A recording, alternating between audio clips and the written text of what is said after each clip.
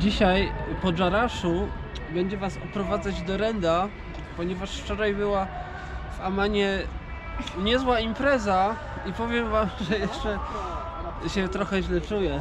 Maciek spał całą drogę. No więc to jest nowa brama wejściowa z południowej strony do miasta Antiochii, bo tak wtedy kiedyś nazywało się miasto Dżerasz. Założono w IV wieku przed Chrystusem, a kilka wieków później już 20 000 ludzi tu mieszkało. Zaczęli zbudować tą bramę, bo chcieli powiększyć miasto, a jakoś nie skończyli, nie wiem z jakiego powodu. Tego powiększenia nie doszło. Czyli to jest rzymskie? Rzymskie, tak. Miasto, tak? Ja wam tylko dodam, że zjechaliśmy na północ od Amanu. Zmienił się tutaj krajobraz. Stało się bardziej zielono, jest więcej lasu. Dorendo! Tak. Co to za miejsce? To jest najmniejszy hipodrom w całym Imperium Rzymskim. Co to jest hipodrom?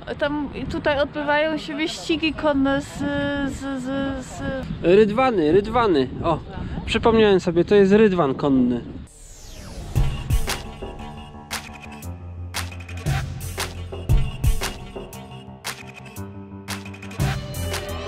Idziemy drogą do miasta Antiochii starego, bo właściwie miasto zaczyna się tam. Tam ta brama jeszcze nie było gotowe i tego powiększenia jeszcze nie było. A tutaj po obu stronach tej drogi byli pochowani ludzie, a na niektórych grobach było bardzo ładnie zrobione grobowce. No to jesteśmy w mieście.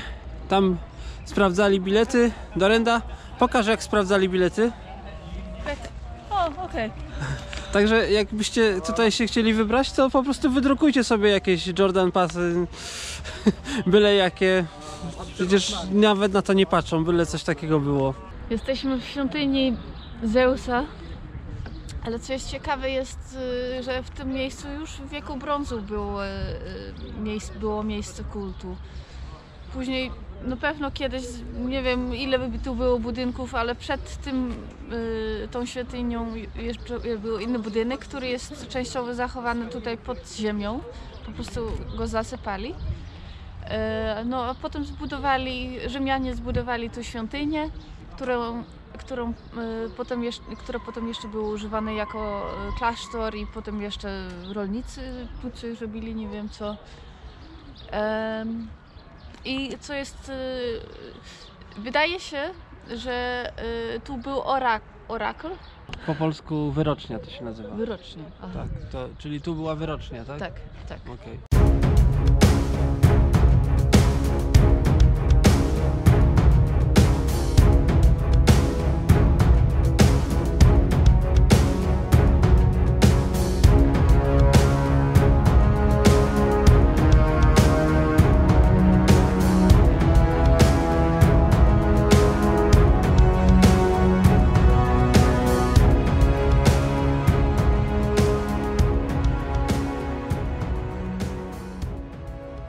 Nie ma tu tłumów turystów takich jak w Petrze. A jeszcze powiem wam ciekawostkę, że Rzymianie, słuchajcie, zbudowali tutaj normalnie kanalizację i sieć wodociągową wtedy.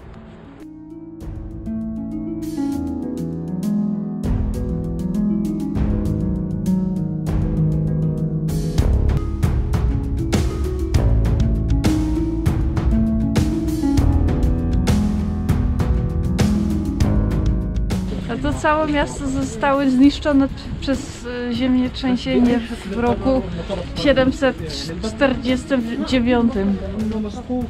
I dlatego to teraz wszystko leży tak przewrócone. No szkoda, bo naprawdę robi to wrażenie, a tym bardziej jeśli byłoby niezniszczone, na pewno by jeszcze większe robiło. Tak, bo wszystko było bardzo ładnie ozdobione. Patrzcie jakie pracochłonne te wszystkie rzeźby tutaj były. Każdy taki element. Ile musiał zająć czasu, żeby go zrobić. Niesamowite. Jeszcze na koniec dnia schodzimy do dolinki. Wadi Zubia się nazywa. I będziemy tam biwakować. Jest ponoć bardzo ładne miejsce. Polecił nam go Kuba. Do przejścia jakieś 4 km, no niestety jak widzicie robi się już powoli ciemno. Także już chyba dojdziemy na to miejsce po ciemku i będziemy musieli się rozkładać, jak już nic nie będzie widać. No i jak pewnie zauważyliście, północ kraju jest zdecydowanie inna, bardziej zielona niż południe. Nawet powiem wam, że przypomina troszeczkę Jurę Krakowsko-Częstochowską. Przypomina, nie mówię, że wygląda tak samo. A Dorenda wam powie, z czego ta miejscówka słynie, gdzie idziemy. Szakali. Podobno wyją w nocy. No i co? Patrzcie na roślinność, krzaki, drzewa, kwitną już jakieś kwiatuszki, zresztą całkiem sporo ich jest. Wydawać by się mogło, że jesteśmy na Jurze Krakowsko-Częstochowskiej, a Dorenda powie, że jesteśmy na północy Jordanii. Przejechaliśmy, nie wiem, 50-60 km od Amanu i zmienia się po prostu krajobraz, jest inaczej. Przyszliśmy tu wczoraj po ciemku, chyba godzina 7, jak tu dotarliśmy, zasuwaliśmy, tam jest dolina taka Wadi Zubia, Wadi Zubia. No i mieliśmy wczoraj jeszcze taką przygodę, w zasadzie Dorenda miała, może opowiedz w 2 zdaniach, jak to wyglądało. Schodziliśmy już, był zmrok i takich 2 podrostków było. Jeden malutki, drugi trochę większy, no i 16 lat może. najpierw coś do nas gadali po arabsku, myśmy ich, no nie wiedzieliśmy co mówią, więc przeszliśmy dalej. Pytali, gdzie idziemy. I za jakieś 5 minut zaczęli iść za nami, podeszli i później, że nam pokażą drogę, no i tak idziemy z 15 minut, może to trwało, może nawet dłużej szli z Może nami. chyba nawet. Ja byłem z przodu o jakieś 15 metrów. Tak, Dorenda oni z między tyłu. nami i to odległość coraz większa. I ten przede mną cały czas coś mówił do mnie, tak, a cały czas jak mówił, tak, na takiej odległości. Tak się zbliżał, I tak robił. Ja tego nie widziałem, bo ja byłem z przodu. Widziałem, Tak że... jakby coś tam, jakiś tajemniczy mi opowiada. Słyszałem, że coś gada, ale nie wiedziałem co, więc No, nie reagowałem, no bo robiło się ciemno, więc chcieliśmy jak najszybciej iść. tak. Potem coś pytało Maćka, mówiłam, że to mąż, bo tu zazwyczaj mówimy, że mąż, bo chłopak to działa tu inaczej. Potem To coś pokazywał, trudno nie? wyjaśnić, jak się nie zna języka. Potem coś takiego pokazywał, coś pytał. No a w jakimś czasie to nagle to stał, coś tam mówił i tak mnie chwycił Tak cię dotknął, tak? dotknął. Tak. No. I wtedy Dorenda Wtedy go uderzyłam i zaczęłam krzyczeć. Pokaż jak go uderzyłaś. Nie pamiętam dokładnie, gdzieś tutaj parę jakoś razy. Tak, okay. No i zawołałem, nie? I ja podbiegłem i coś tam machnąłem, idźcie do domu i poszli. Tak. Zawrócili. No, przynajmniej nie przyszli tutaj za nami dalej. Ale to jeszcze myśmy ponad godzinę zasuwali. No, więc taka Ale dla mnie to nie jest jakieś trauma czy coś takiego. I po prostu zastanawiam się, co chciał osiągnąć. Czy naprawdę myślał, że coś z nim zrobię, jak jesteśmy tam w 4? Czy myślał, że nie będę krzyczeć? No, wiesz co, jak ja go zobaczyłem pierwszy raz na ulicy, jeszcze mówię do Dorendy, że ten gość wygląda jak debil, miał po prostu taką może nie minę, myślał, po prostu tak. Był trochę chyba ześwirowany. Trochę dziwnie. No. Tak. Ale poza tym cała reszta ludzi jest normalna, normalnie się zachowuje, Tak, więc tak, to taki przypadek Podrostki, no. dziwny, podrostki jakieś.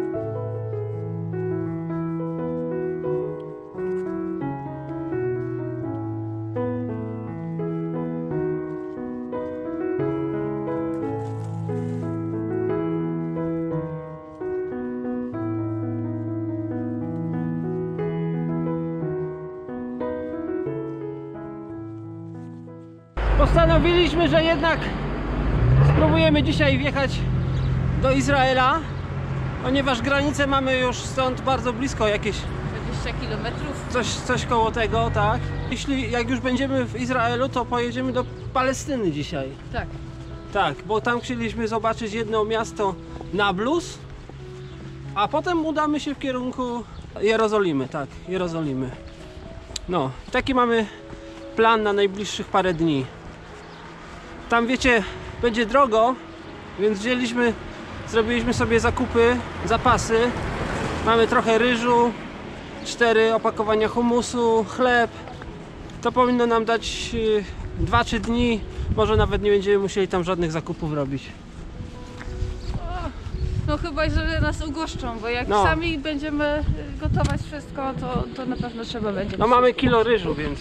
No tak, jak będziemy jeść sam ryż z cukrem, to na obiady będzie wystarczyć, tak. ale wolałabym z czymś. Ale mamy 6 keczupów takich małych. Znaleźliśmy na ulicy. Tutaj wszędzie ludzie wyrzucają te keczupy, nie wiem do czego je dostają, ale wyrzucają cały czas i zbieramy, bo są zamknięte. Jesteśmy 2 km przed granicą. Tu już jest taka droga, która prowadzi tylko do granicy. Tam już nie będziemy nagrywać, schowamy kamerę, bo nie wiadomo jak będą reagować. Sprawa jest taka, że Darenda ma w paszporcie irańską pieczątkę. Ja mam już nowy paszport, no ale i tak idziemy razem, więc spodziewamy się, że przekraczanie tej granicy może chwilę potrwać. Teraz jest w pół do drugiej dokładnie. No, damy wam znać, jak już będziemy po drugiej stronie. Trochę długo trwało te przejechanie 20 km, bo w 2 miejscach byliśmy Na ludzi na herbacie. Tak. No, ale to było Tak ciekawie. to działa tutaj. Tam za mną taki punkt, słuchajcie, i okazuje się, że jest 3 km do granicy, 1,5, a oni nas nie chcą puścić, bo mówią, że tylko taksówkami można jeździć. Także próbujemy łapać tu stopa, tylko że tu nie ma kompletnie ruchu. Teraz jakaś ciężarówka jedzie, ale nie wiem, czy nas jest w stanie zabrać. Zaraz zobaczymy. Okej, słuchajcie, jesteśmy na granicy po stronie jordańskiej i teraz wam powiem tak w skrócie, nie wiem, czy tutaj można swobodnie nagrywać, więc zapłaciliśmy po 10 dżedi za taksę, opłata jakaś taryfowa za wyjazd z kraju. To jest około 55 zł za osobę i dodatkowe koszty, żeby tutaj przejechać jakimś busem, nie wiem jaką odległość, trzeba zapłacić jeszcze po 3. Po 3, tak. Czyli w sumie nas to kosztuje 26. Tak, i jeszcze od głównej drogi do tego Tutaj miejsca taksówka kosztuje standardowo 3 GD, ale wytargowaliśmy 2. nas wzięli za... Możliwe, że 3 to jest 2 osoby, że 1,5, bo ktoś mówi, że ma być 1,5. No. Że 1,5 jest od osoby. No w każdym bądź razie chciał 3, pojechaliśmy za 2, więc jednego zaoszczędziliśmy i teraz nam zostają i tak 2 GD. Tak, i chcieliśmy kupić lody, ale lodów nie ma. akurat nie ma.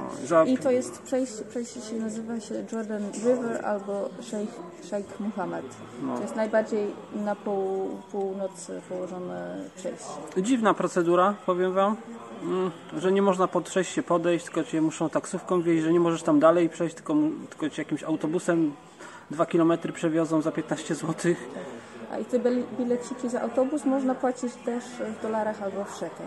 Tak, koszt 3 dżedi, 4,28 dolara lub 20 szekli. Taki jest przelicznik. Okej. Jesteśmy już w tym autobusie. Tak.